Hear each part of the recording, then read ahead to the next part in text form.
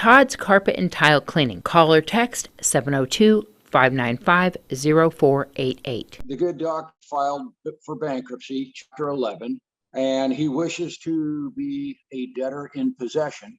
And normally that's all well and good when you have an honest businessman and he's doing everything he can to keep the market, keep the store in bad market conditions and things like this. You can blame COVID but it turns out that's not exactly the case. He has, in fact, according to official court records that we have, been, quote unquote, borrowing money with no repayment at all. And over $20 million he's taken out of Frontside. From 2016 to 2019, he's taken over $15 million. All of this money has gone towards luxury homes, luxury cars, bank accounts, God knows where. And the problem is that he's been selling memberships and he's been selling a lot of basically securities de facto, promising that he's going to build a resort. And I know a lot of people who have put all of their retirement money into this, a lot of people who put $10, $20, $30, $50,000 into this, thinking that it was a legitimate investment, when in fact all they were doing was funneling money to him, that he was buying fancy cars and airplanes and all kinds of groovy rich guy toys. And now there is a day of reckoning. He can't keep the doors open because he's taken all the money, and none of the construction that was promised ever happened. I mean, I'm a building contractor. I've been in this business 40 years, and I can tell you there is no serious construction whatsoever going on there. They might move a little dirt and put a couple of, caution signs around just to make it look like they're doing, but they've been basically pushing the same pile of dirt back and forth for a number of years.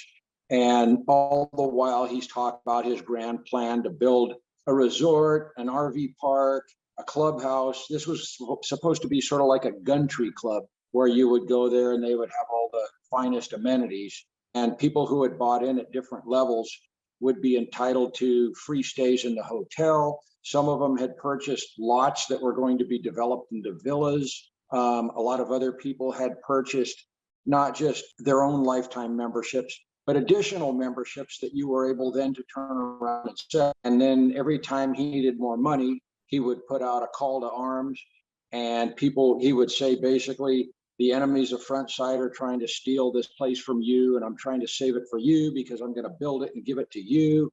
And so you need to help me save it. And so people would, myself included, would send in money and be part of the Fighting Five, the Patriots, the Founders, whatever new the day, he would coin. And all the while, all that money goes one way. It goes into his bank account. It never goes into the property. And lo and behold, he winds up in bankruptcy court claiming that he only has $10,000 in the bank, not enough to make payroll. And now he wants to borrow an additional $5 million.